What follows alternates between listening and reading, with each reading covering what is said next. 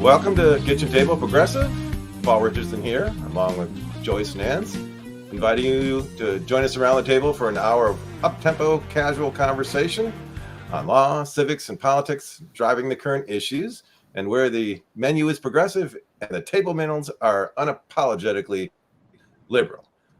On the program this week, we have a series, a three-part series on just kind of an informational series on things. We usually do current topics, but here in September, and this being our second in the series of informational programs, I'd like to talk about disabilities this week, because people don't know much about them, I think, of any particular subject. Most people, if you're not disabled and you don't know anyone who's disabled, probably feel a little uncomfortable, not sure, not knowing a lot about it, really not sure what to say about it or how to interact maybe with a disabled person of one sort or another. And it's helpful to know something about, it's a huge topic. It's a huge subject on its own. But to try and point out some things and describe some things that people have asked me, I am disabled, so to speak. I'm blind. I've lost my eyesight, which is more than 95% of my usable or normal eyesight I've lost throughout the course of my life. It was a disease that I was born with. It's a genetic condition, and I was diagnosed when I was 5 years old. And part of my educational training is in counseling with disabilities, people with disabilities. And so I thought some information about disabilities would be helpful and interesting to people. So that's what I thought I'd do this week. And I'll tell some anecdotes about people I've known and some of my own stories, but also give some information so you have an idea of what the subject of disabilities is all about. So to get on with the first thing to know is we do use now, since 1974, officially in the United States, we use the term disabled or disability. We don't say handicap anymore because handicap has a derogatory derivation. Handicap essentially means a beggar, cap in hand, a person with their cap out begging. And that's why we don't say handicap anymore. Language does matter. And as a matter of fact, as much as in racial relations, disabilities language has made a lot of progress in the last 50 years. There's a lot of words that people have commonly or colloquially used to describe disabled people, such as cripples and so on, that we don't use anymore. Unfortunately, some people still use colloquial and inappropriate terms to make racial descriptions, but language does matter. We say disabled. I know some people say differently able and all, they try to make it a little bit better even, but that's kind of, in a way, ignoring the fact that a person does have a disability. And so we want to make sure that we know that if you have a disability, it affects you in certain ways. And so I want to start with the federal definition of disability, which comes from the 1973 Rehab Act, a federal law.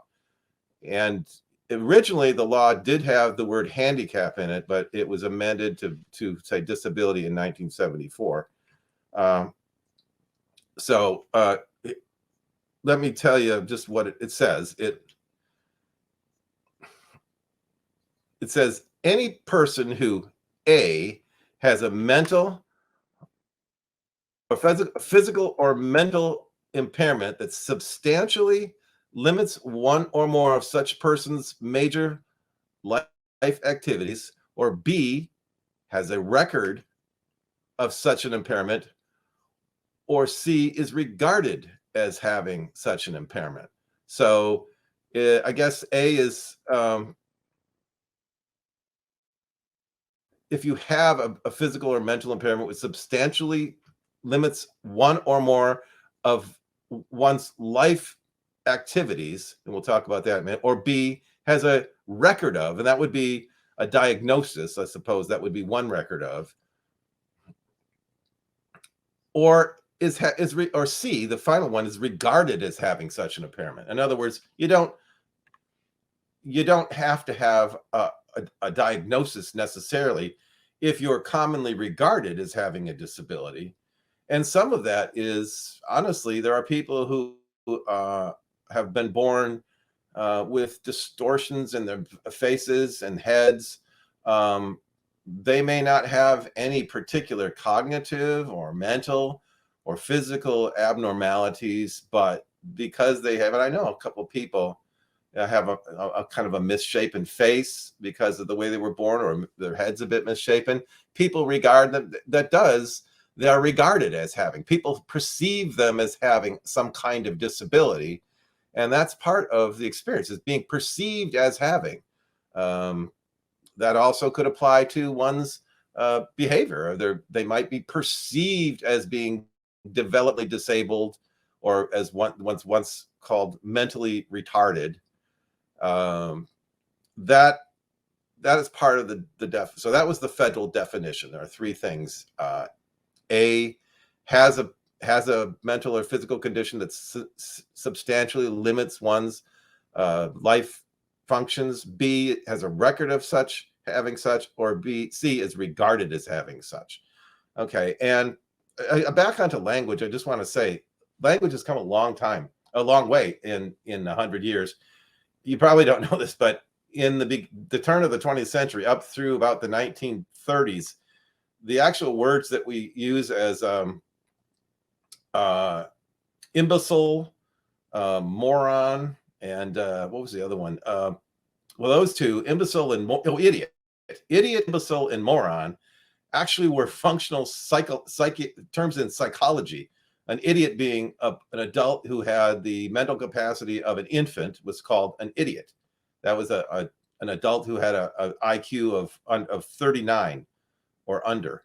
An imbecile was regarded as an adult who had the mental capacity of a toddler, or up to age 5, was called an imbecile. And a moron, apparently, was an adult who had a mental capacity of 6 to 12-year-old. I guess once you become 12 in those days, you were considered fully adult.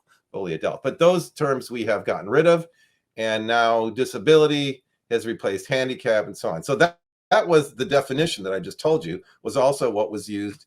Congress adopted this in the Americans with Disabilities Act, the most recent legislation on disability in the United States, in 1990. So, okay. Major life activities have to do employment, transportation, affordable housing. Those are the big three.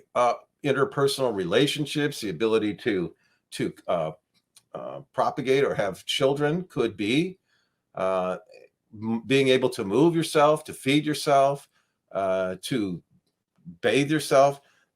Another thing is that illnesses are not necessarily regarded as disabilities, but they can be.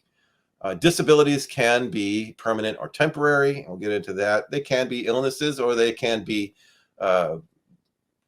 person could have gotten a disability from some sort of trauma, accident, poisoning, something like that. Any of these can, for any number of reasons. So we've talked about the federal definition and of what a disability is. And now, what affects a disability and how a person is dealing with it has to do with a couple of factors. And they're called a type of onset. And this will make sense to you. So the type of onset is essentially there are two main factors in that. And one of those is the age of onset. How old is the person when they started to have when they had this disability, or started to have symptoms of this disability, whatever it is, blindness, or paralysis, or hearing impairment, or there are any number. So how old were they? This is going to affect how they're able to adapt and cope with it. And the other factor is the rate of onset. So we have age of onset and rate of onset. So in general, the age of onset, the younger the age, the more likely the person is going to be able to adapt to what's going on. Children are very resilient, and they don't recognize themselves as having a disability. They just are who they are, and they just go about their business. It's kind of like you don't realize that you're disabled really until the world starts comparing you to someone else, and the comparisons start taking place. And then it's only for children especially, it's only with regard in comparison to others that they realize, oh, I'm different. They don't even think of themselves, and I never did, as being disabled or going blind. It never actually sank into me until I was in my teens and as a young adult. I guess I am, because I could still see somewhat, but I was still considered blind, and I'll get into that just a minute here too. The age of onset is another important factor. So, the rate of onset. I said the age, the rate of onset, and that is how quickly is this disability setting in? Is this something that took place very quickly? For instance, one could be paralyzed in an accident just immediately. In other words, boom, that's it. You're suddenly paralyzed. Or is it a kind of disease that gradually causes paralysis and so on, like Parkinson's disease? And of course, when did this take place? And what, if, or at the rate of another thing? In my case, my blindness was not sudden. It's developed over a period of years. I lost my sight gradually. If someone were to lose their eyesight suddenly, even some of their eyesight would be a great shock. That it would not be something that would be easy for them to cope with. So if we look at, again, when a younger person is experiencing a disability, the onset is age young and the rate is gradual, well, that person's probably going to have a successful time at coping at it. They will learn to cope as it gradually, it will just become part of life, and they learn to deal with it. And the other, yeah, we'll be right back. I'll finish up in just a minute.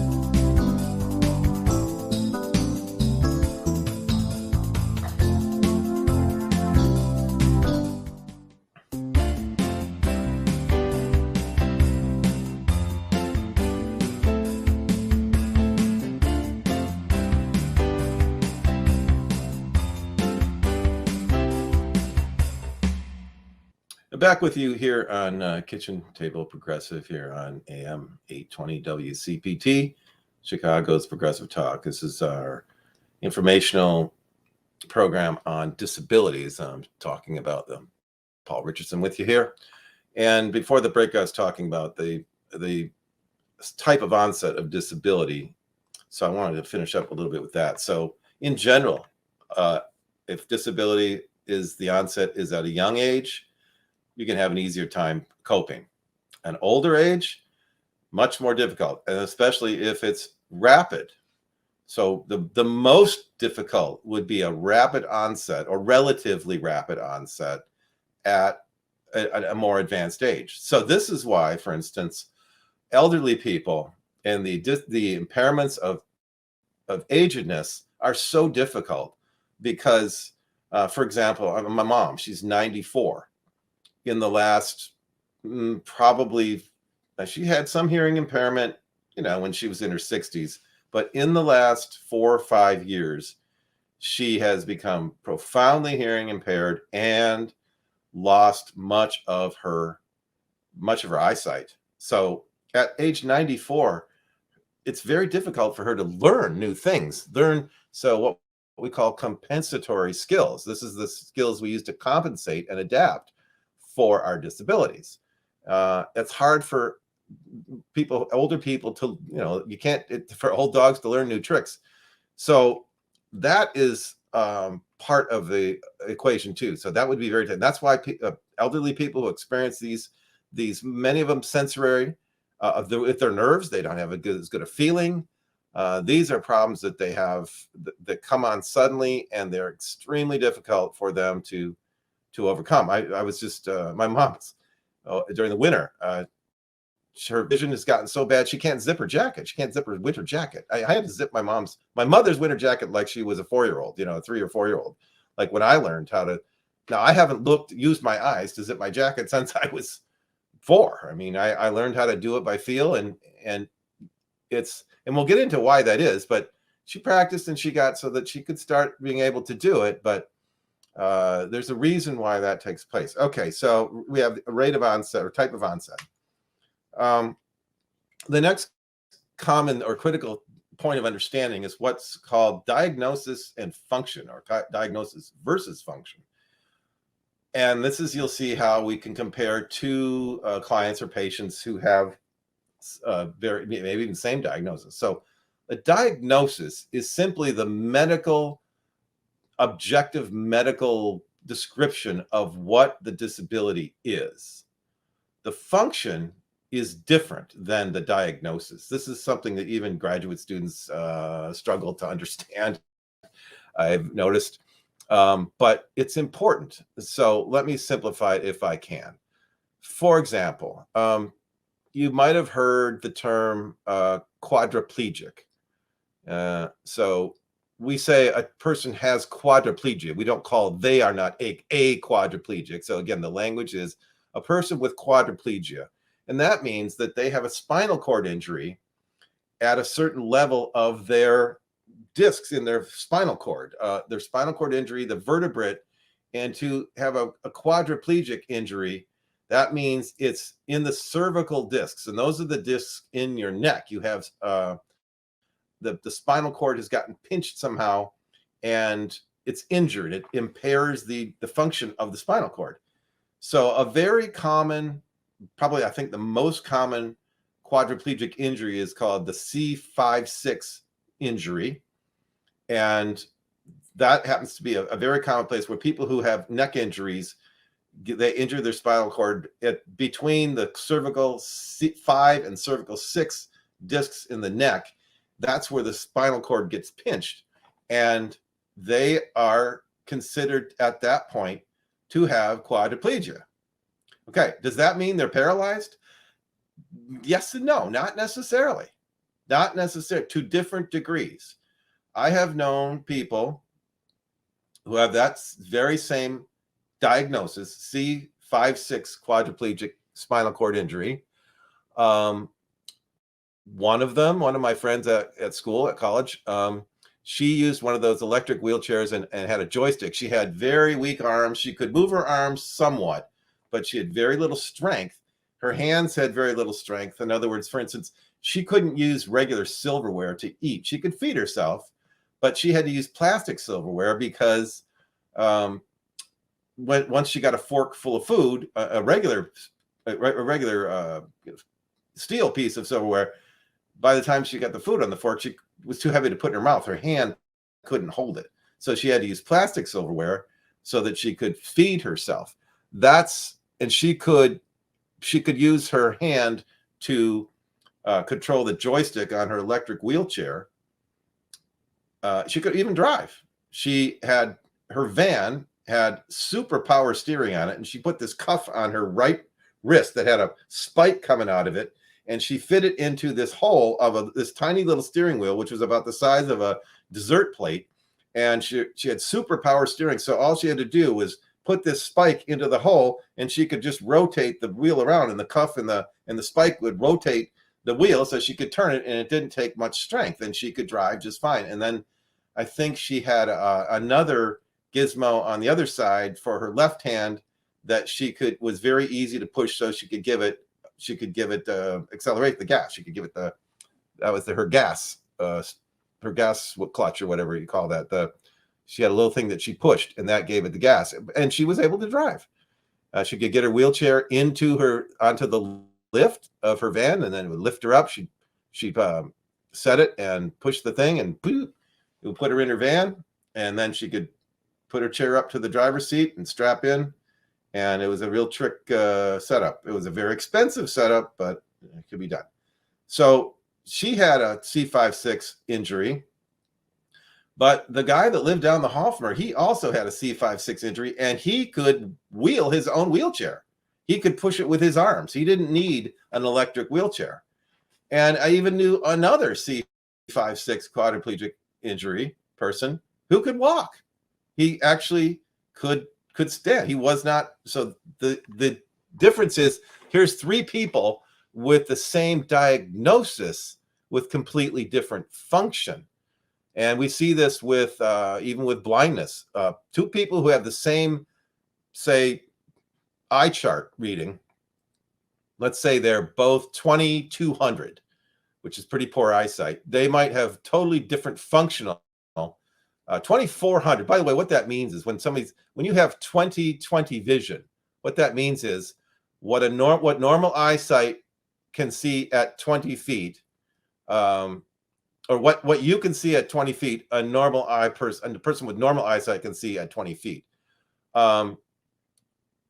Something like 2500 vision. That means that I'll read it from the other side. What a person with normally sighted eyes can see at 500 feet, you need to stand at 20 feet. So my vision at this point, actually, it's unmeasurable. It's off the chart. It's off the charts, as they say. But the last time it was measured, they extrapolated it to be about 3,500, which means that what a normally sighted person can see at 3,500 feet, which is almost a mile, I would have to stand at 20 feet to see that.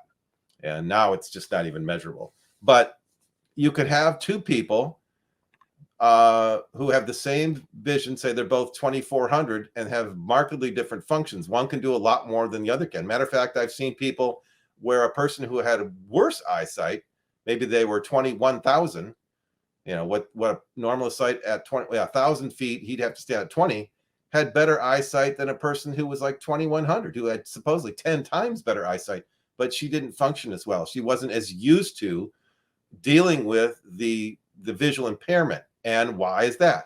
It has to do with, again, age of onset, type of onset. Where are you in that scope of the realm of how it's measured, how it affects the person, and maybe the person that actually had better vision hadn't had this impairment for as long, or it also came on suddenly, so they weren't used to it. Whereas the person who didn't have as good a vision had been dealing with it. It had come on gradually, and so they were able to get used to functioning with it better than the person who actually had objectively better eyesight, as immeasurably better eyesight than that. It's all has to do with these variables that come into play. So the difference between diagnosis and function is different, because he'll say, oh, he says he's disabled, but he's out there painting his house and he's getting disability. And they say, well, it doesn't matter. What your function is when you apply for, say, Social Security disability, they're not interested in they cannot discriminate based on function. They have to just see what is the objective diagnosis of the person. And if they have the objective medical diagnosis that they have a certain condition, the fact that they may function better, because everybody functions differently, even with the same diagnosis, 10 or even 100 people with the same diagnosis will function differently. And so the standard is only the diagnosis, not the function, when it comes to applying for benefits like Social Security disability. Okay, so we'll get into one of the major things for disabled people is employment, and we may have to carry this over to the next segment. But for disabled people, the employment, and this is why I said you may not know disabled people. The employment statistics for disabled people is 69% of all disabled people are unemployed. And that's even worse for blind people, 4 out of 5. So that's 80%. Out of that 69%, 4 out of 5 blind people are unemployed at any given time. That's 80% of blind people. Now, this is not the same 69% or 4 out of 5. What it means is what it means for any given person is that it's likely that 69% of the time they're going to be unemployed, or at any time, 69 at any given time, 69. There's a 69% chance that any person is a given person is disabled but will be unemployed. You could look at it that way, because and it's at people of any socioeconomic level. And we'll be right back.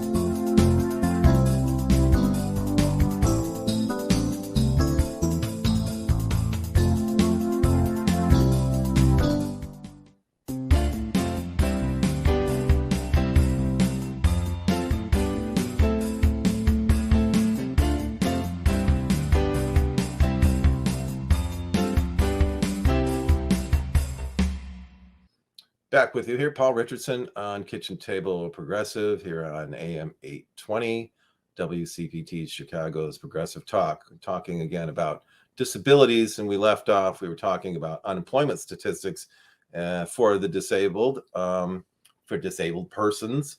And the statistics again are 69% of disabled people of all ages and socioeconomic backgrounds are unemployed, which means at any given time, there's a 69% chance that a person with a particular disability is unemployed. 4 out of 5 blind people.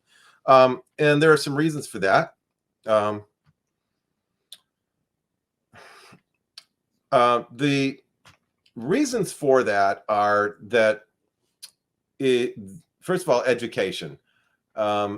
If this is something, if a person became disabled as a younger, and not before they had a job, but disabled as they were younger. And I wanted to point out too, we're looking at how many people in the United States are disabled, and well, we can only make this projection. There are 11 million people on Social Security disability.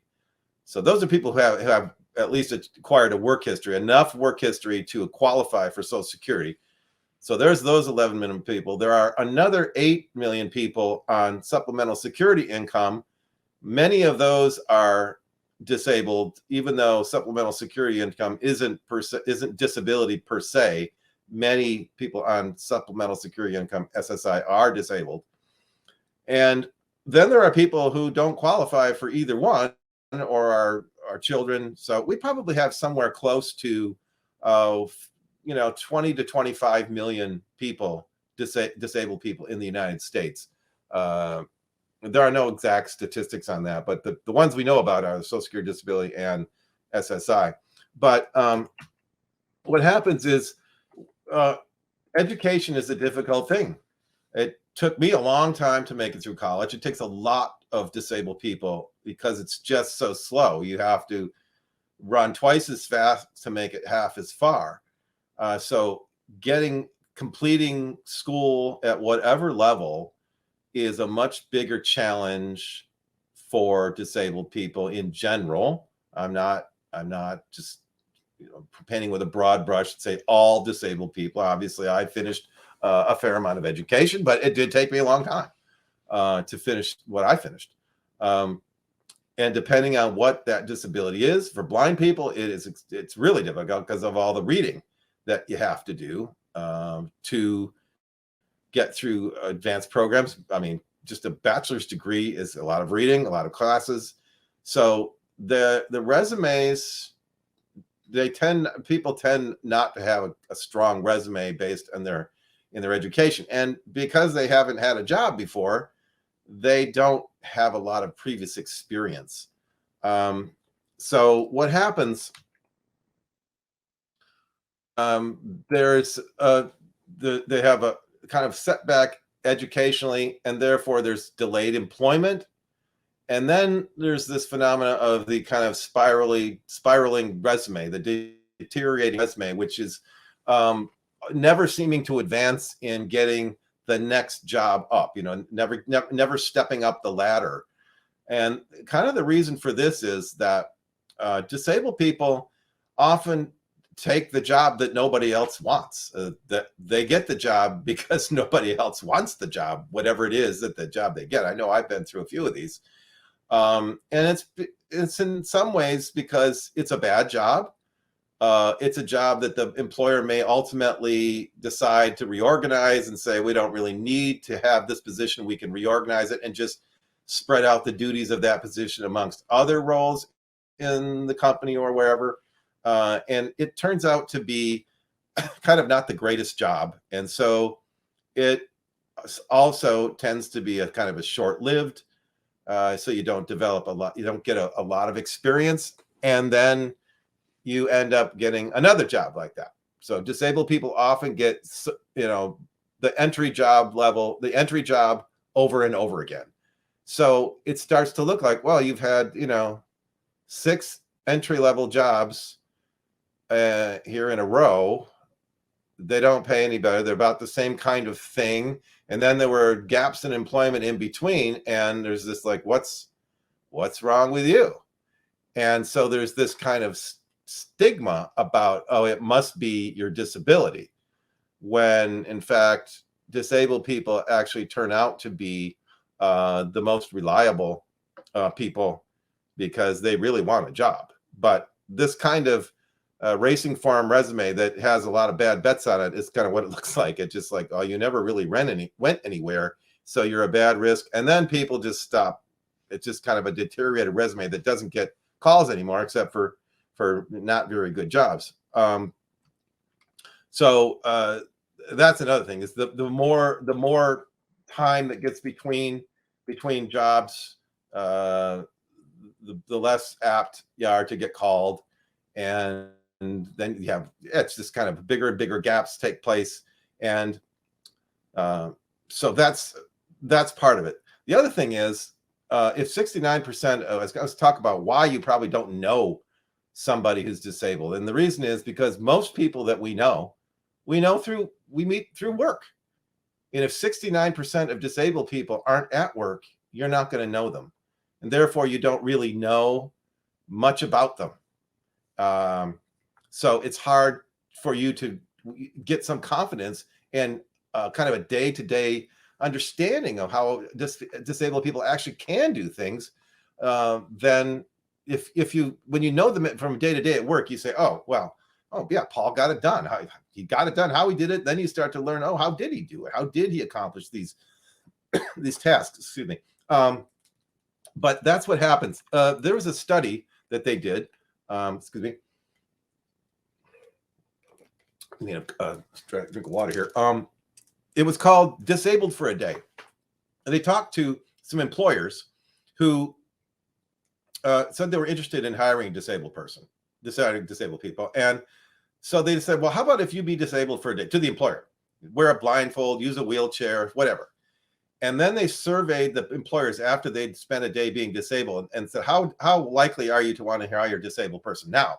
And the employers actually were less likely. And they thought, well, that's strange. They wanted to hire disabled people, but then after being practicing, they realized, oh, they don't want to hire them now. And what they realized is, because it's the what I said before, the type of onset. We made employers become suddenly disabled, and it was so devastating to them. They didn't think disabled people could do anything. If being in a wheelchair, believe me, if you try to use a wheelchair for the first time, it looks like fun. I remember I did this in college. One of my friends, the one who had the joystick wheelchair, I wanted to go tearing around down the hallways of the dorm with it. I couldn't drive that thing worth squat. I mean, it really takes a lot of skill to drive that thing. I thought I was going to be tearing up and down the halls and have a good old time, spinning out and doing wheelies, but I couldn't drive. As a matter of fact, I couldn't even get out of the room. It was so hard to work. So even a regular push wheelchair is hard to use. Employers who wore a blindfold had this thought being blind was the hardest thing.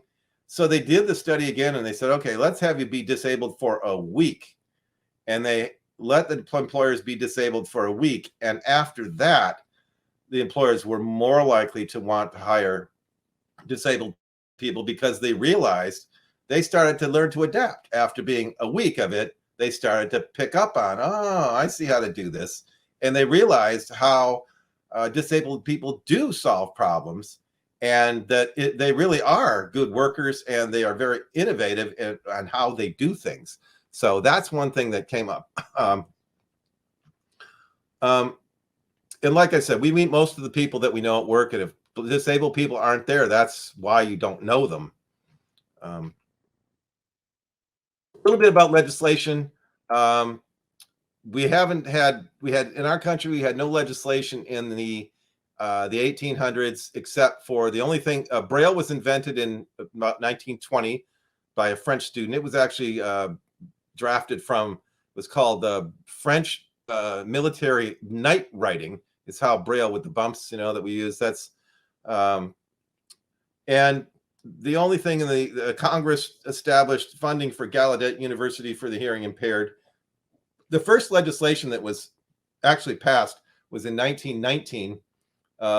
Congress passed the Disabled Veterans Act for veterans of World War I, and then passed the first Disabled Americans Act in 1921, reasoning that if we could do job training and vocational training for veterans, then any disabled American should be entitled to the same. And that's when they started doing vocational training, job training for all disabled people in 1921. In the 1940s, we started to recognize that mental and emotional disabilities were actually qualified as disabilities.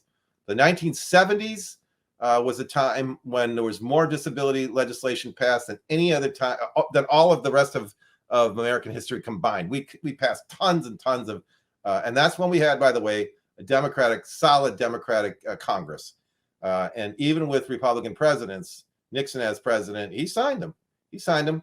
And then we had federal legislation, as like I mentioned, the 1973 Rehab Act was the landmark legislation piece that was actually used for the model of the Americans with Disabilities Act.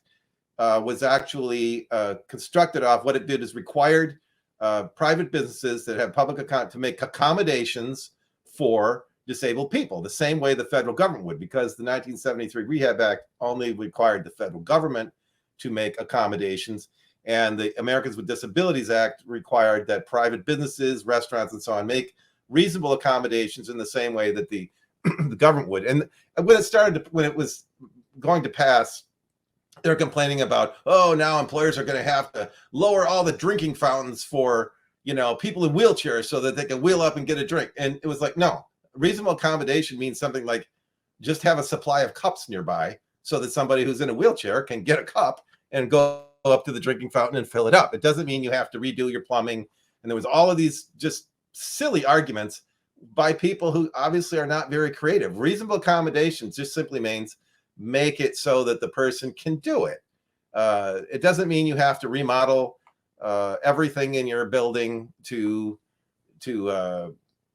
fit your idea of lower the drinking fountains. Yeah, if you have to have bigger stalls so that a wheelchair can get in there, okay, that's some things that and grab bars so that you can. But that helps a lot of people.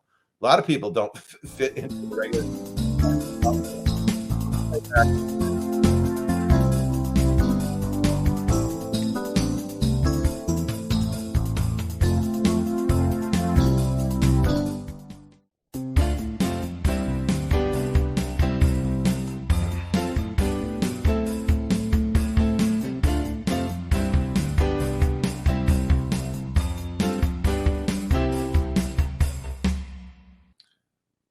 This is Kitchen Table Progressive here with Paul Richardson.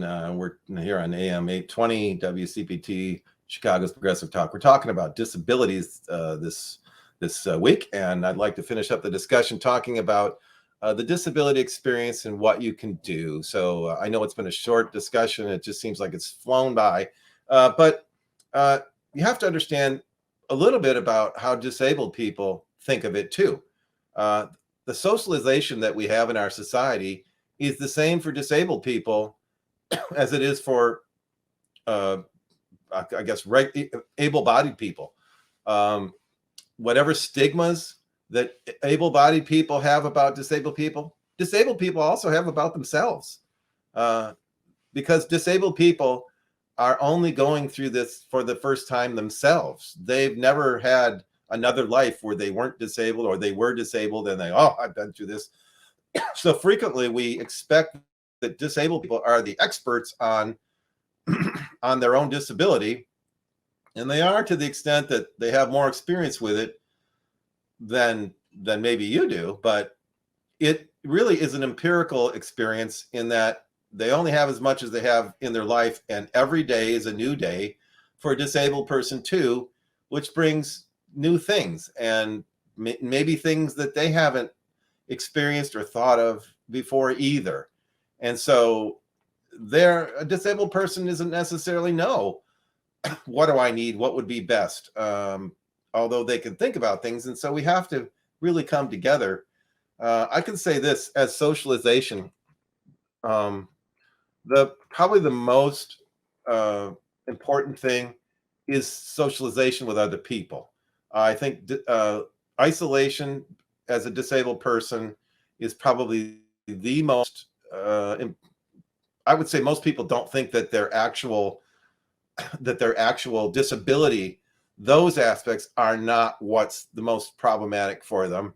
As a matter of fact, I had a blind friend in college, and I asked her, I said, isn't your blindness just the most horrible thing in your life? And this is when I was losing my eyes. And she said, no, and she was completely blind. She said, no. I said, it's not. And I said, it's not the most horrible thing you've ever dealt with? Because it was for me, and I was losing my eyesight. She said, no. I said, well, what was the most horrible thing you've ever dealt with? She said, my alcoholism. I said, oh. She said, no, that was not the problem. It was my alcoholism that was the hardest thing for me. I've always been blind because I never knew what it was like to see. So the isolation is one of the things that is probably the hardest thing for disabled people. So let me just go through some things that you probably don't know. There's a whole bunch of things. I know there are people who are listening who might be disabled and want to put things on the list, or may disagree a little bit with what I'm saying. Maybe not so much a disagreement, but would like to add something. But let's talk about some surprising things. Blindness, by the way, is the most feared disability. Surveys say that people are more afraid of being blind than any other disability. And I get that. People say, oh, I don't mean to offend you, but are you blind? And it's like, you're not offending me. I know I'm blind, so it's okay. But people are very much afraid of blindness more than being paralyzed or anything else. One thing about service dogs for the blind, service dogs, guide dogs, leader dogs, seeing eye dogs. These are, by the way, these are all brand names. They're not different dogs. Each of these schools uses different types of dogs. Like guide dogs uses golden retrievers mostly now. Seeing eye dogs used to use out of New Jersey used to use German Shepherds all the time. I think they switched out of that. Leader dogs uses black labs a lot, but those are all brand names, and there are hundreds and hundreds of dogs for places where you can get dogs for service dogs for the blind. One of the rules is you should ask the handler, the person, if it's okay to pet their dog. Generally, you're not supposed to pet a service dog who's in harness, because it distracts them, and they are trained to work. And if they get distracted, they stop losing their skills. So you should ask. Most of the time, they'll say yeah, but you should say, may I pet your dog? That's okay. So that's another interesting. Most people would not trade their disability, whichever one they have. 69%. This is another interesting 69% statistic. 69% of people say they wouldn't trade their disability for somebody else's. Why is that? Well, because they're used to theirs. They just think, oh, I got mine. I wouldn't want to have that, because it just seems blind people wouldn't want to trade that for disability, for paralyzed wheelchair users, and vice versa. So that's kind of interesting. And a lot of people, apparently a majority, said they wouldn't, if they could have a miracle and just get rid of their disability, They wouldn't. Majority said over 50% said they would keep their disability. And a lot of that has to do because it's part of who you are. It's part of all of the strengths that a disabled person has comes through their disability and reconciling all of those challenges. And that's why disabled people are so valuable. They are standard bearers of a human condition. It's not just them that has the disability. They're standard bearers for what could happen to anyone, anybody else. And so that's why they're champions, and they're very courageous people to deal with disabilities. There are secondary conditions. For instance, blindness and hearing impairments you could have together, and they could be secondary to something else. For instance, a brain condition, developmental brain injury. And that's why we have other types of myths and stereotypes. Somebody might have a blindness, may be secondary to diabetes, maybe secondary to a developmental disability. And so some of the myths and stereotypes I was thinking about are, do blind people have super hearing? No, we don't have super hearing. We do, in a way, have super hearing in the sense we wouldn't measure out. Certainly, me being in the rock and roll business for a number of years, my hearing isn't super, but I do have super keen hearing, which means what happens is when you lose your eyesight, your brain processing focuses more on your ears, and you scan a lot more with your ears. Not that I don't have super sensitive hearing. I probably don't have as good a hearing as I once did, but boy, I can hear in fact, I just had a drippy toilet last night. I woke up at 4:00 in the morning to hear my toilet dripping, and oh man, I had a big leak. Had to turn off the water. Anyway, I heard that. It was like, woke me up. So no, we don't have super hearing, but the other one, that's a myth, but a stereotype is blind people are also hearing impaired. I don't know how both could be true, but you hear that because people seem to say to me, how long have you been blind? And it's like, I'm not deaf. But the reason that happens is because there is a grain of truth in the stereotype. Like I said, there are secondary conditions, and there are some blindness conditions in which hearing impairment is also a part of the condition. So they may have experienced a blind person who was also hearing impaired. That's possible. So that sometimes these secondary conditions are part of it as well. Blind people are mentally retarded. That's a stereotype. Yeah, it is, because actually that's a stereotype, but it is a grain of truth. And it also is, there are developmental disabilities where visual impairment is part of the problem as well. So it's a secondary condition of the problem. Just a bit, most blind people are not totally blind. The reason is that totally blind people usually lose their eyesight at birth. They were born totally blind, and whereas 90% of blind people have lost their eyesight to some disease as an adult, which is my case. And that's also why most blind people don't read Braille, because we didn't learn it at the school for the blind, because we didn't go for the school for the blind when we were kids, because we weren't totally blind. We weren't blind then. It's the totally blind kids who read Braille at the school they learned to read Braille at the school for the blind. So I don't read Braille and don't see a need for it now. I think Braille is starting to go out with all of the electronic options that we have and technology. So some people who use wheelchairs are not paralyzed. They just have other reasons, either a heart condition or some other neurological condition that makes it so that they can't walk very far. So that's another myth or stereotype. Helping, if you want to help, just talk to someone like a normal person. Don't bring up, first thing, if you think somebody needs help, just say, hi, I wonder if I can help you. It's nice to say your name. Hi, my name is Paul. Can I help you at all? And then if they say yes, say, how can I help? What would you like to do? If it's, would you like to take my arm, or would you like me to take your arm? Most of the time, the proper way, or the classic way, is to allow them to take your arm and ask them, which side would you like to be on? It's considered improper to grab a blind person's cane, or to grab their hand with the cane in it and point the cane to where you want them to feel. I've had people grab my cane and lead me along like I was on a leash or something. It's very silly. And then I've also had people grab my cane and point it where they want me to feel, which is kind of also kind of, well, anyway, just ask.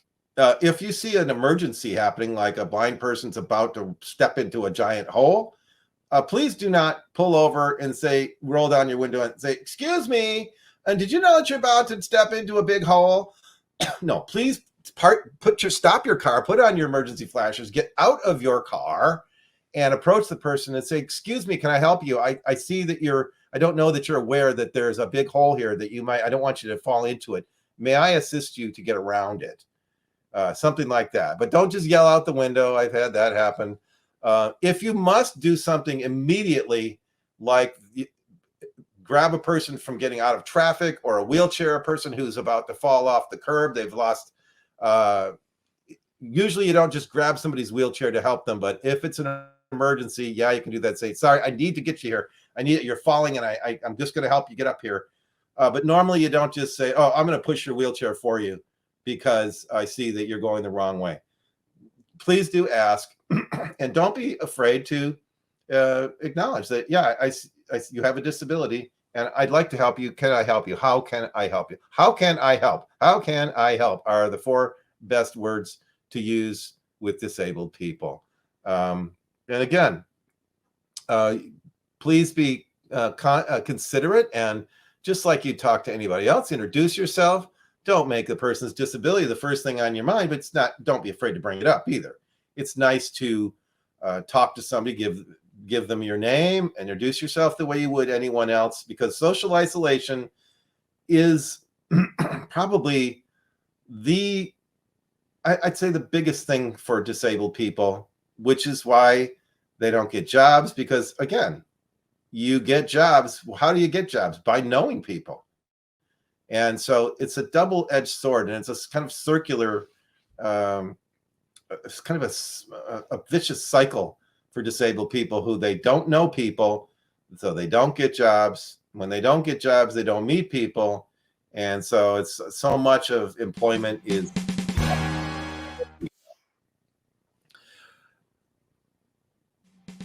So, thanks for being with us.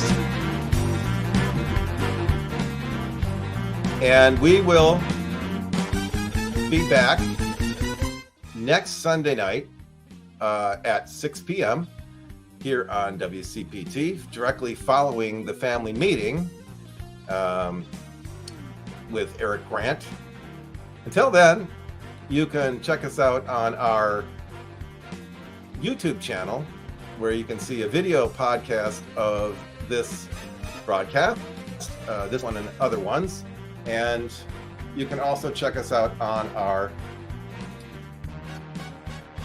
not Facebook, sorry, on our website, which at kitchentableprogressive.com. So until next Sunday night at 6 p.m., this is Paul Richardson for Kitchen Table Progressive. We'll see you next time here on AM 820 WCPT, Chicago's Progressive Talk.